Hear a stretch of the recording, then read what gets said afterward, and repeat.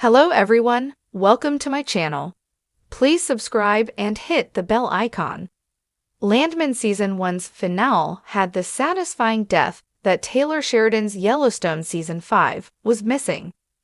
The ending of Landman Season 1 was able to beat Taylor Sheridan's Yellowstone Season 5, Part 2 in one major way, through the death of one major character. Even though it marked the end of one of the biggest TV sensations in recent memory, the ending of Yellowstone didn't fully live up to the hype. Many longtime fans found fault with Yellowstone Season 5, Part 2, and one of the most common criticisms was how it handled the deaths of its major characters. None of the show's major deaths were very satisfying, but Landman had no such problem. In contrast to Yellowstone, the ending of Landman Season 1 was one of the Taylor Sheridan show's stronger episodes. It moved quite a few of its converging stories forward, shone a spotlight on some underutilized characters, and left the door wide open for Landman Season 2. One of the things it did best, however, was also exactly what Yellowstone did worse. Landman handled the death of one of its major characters significantly better than Yellowstone did, and it may be proof that Landman could be Taylor Sheridan's next major TV franchise. There were 3 major deaths in Yellowstone Season 5, Part 2, John Dutton IV, Kevin Costner, Jamie Wes Bentley, and Sarah Atwood, Dawn Olivieri. Unfortunately, all 3 of their deaths were underwhelming in their own ways. John's death was rushed after Kevin Costner left Yellowstone, so he simply died in his sleep instead of going out fighting. Meanwhile, Jamie's fate in Yellowstone and Beth's revenge was anticlimactically jammed into the end of the show despite being built up for multiple seasons. Even Sarah's death was more of a shock twist than a fitting end to a villain of her stature. With the massive popularity of Yellowstone, it's no surprise that Paramount decided to branch into spin-offs, but they can be hard to keep track of. After making fans wait years to see how all of Yellowstone's intriguing plots could be satisfyingly resolved, the show floundered at the last minute.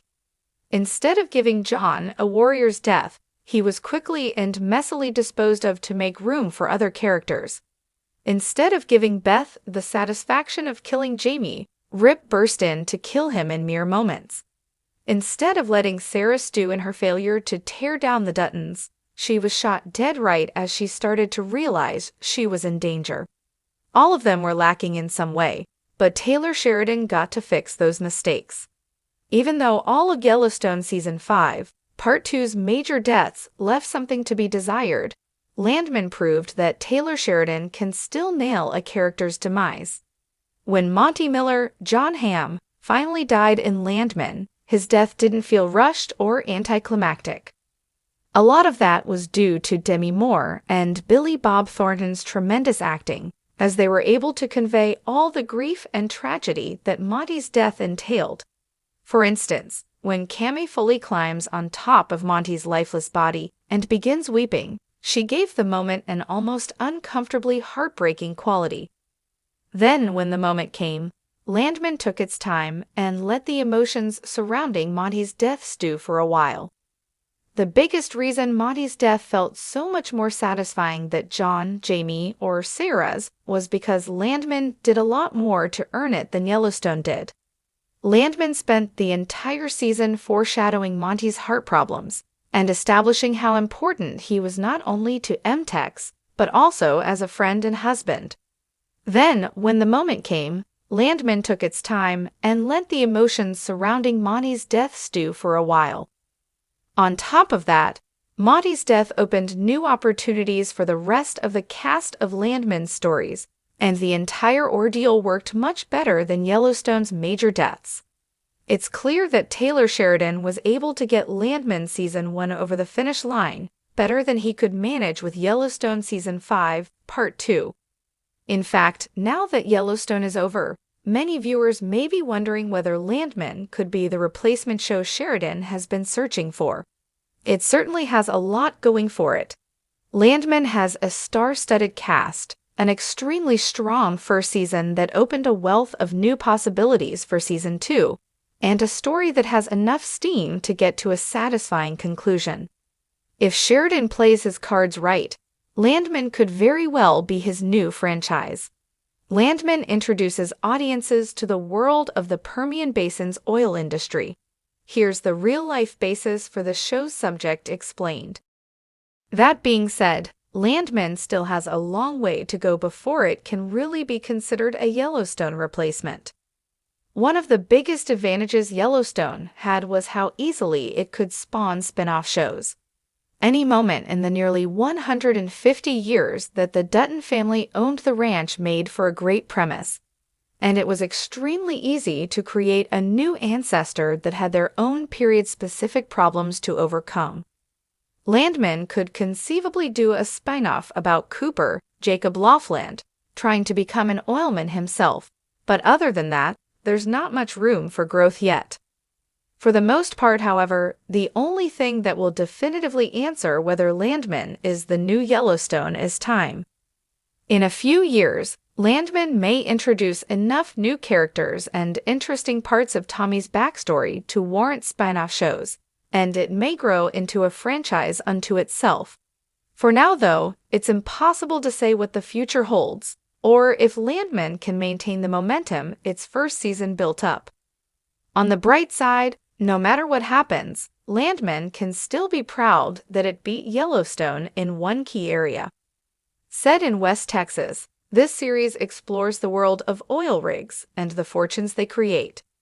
It portrays a modern upstairs/downstairs narrative of roughnecks and billionaires, highlighting the profound impact on the climate, economy, and geopolitics in these boo towns.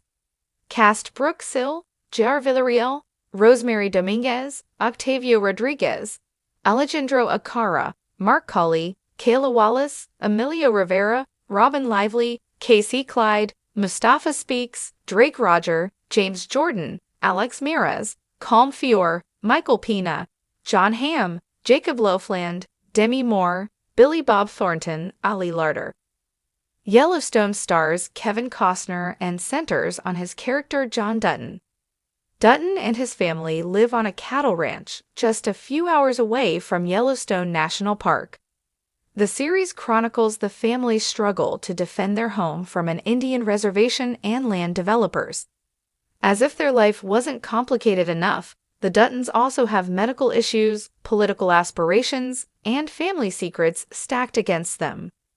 Cast Jefferson White, Forey J. Smith, Denham Richards, Brecken Merrill, Finn Little, Danny Houston, Kevin Costner, Kelsey Isbill, Ryan Bingham, Ian Bowen, Luke Grimes, Cole Hauser, Wes Bentley, Kelly Rayleigh, Gil Birmingham. Beth and Rip's Yellowstone spin-off confirms Taylor Sheridan cannot escape Kevin Costner's legacy. Yellowstone's upcoming Beth and Rip spin-off confirms that Taylor Sheridan can't shake Kevin Costner's legacy as John Dutton i.e. Paramount Network's hit neo-western wrapped up its run with a show-changing decision for the Dutton kids to save the ranch from developers. With John Iwue dead, Beth and Case scrambled to ensure that their dad's dream of keeping it intact remained, and the solution was essentially giving the land back to the Broken Rock tribe. It's difficult to imagine if John Iwue had approved of this if he was still around, but it was the best outcome given the circumstances. The Yellowstone finale effectively wraps up the Duttons' collective story in the land that they occupied for 7 generations. However, the franchise will live with several spin-offs coming. Sheridan's universe already has an ongoing prequel with 1923, but his storytelling will continue in modern times with The Madison, a spin-off led by Michelle Pfeiffer, and another show spearheaded by Cole Hauser and Kelly Rayleigh. Currently untitled, Beth and Rip's spin-off story remains unclear, but its existence confirms that Sheridan can't escape Costner, even after John Iwue met his end in a show that is now finished. As fan favorites, Beth and Rip's story was heavily focused on in the main show. Yellowstone tackled their love story extensively, although since the flagship was still an ensemble, there are bits and pieces of their history that remain unexplored, both as a couple and individually. Beth and Rip are very interesting, hence why it made sense that the franchise's next offshoot will front both of them. That being said, it isn't lost that what's being billed as a spin-off is essentially just Yellowstone Season 6, especially given how prominent the characters were in the original series. The ending of Yellowstone proves that although it is able to continue past his exit, Kevin Costner is still the core of the Taylor Sheridan show. This is actually a point of contention for the upcoming endeavor right now. Yellowstone's Beth and Rip spin-off is potentially facing legal issues with regard to streaming rights.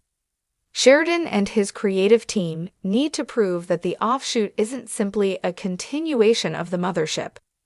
Somehow, it's a blessing, since it forces the screenwriter to come up with new takes for the said characters.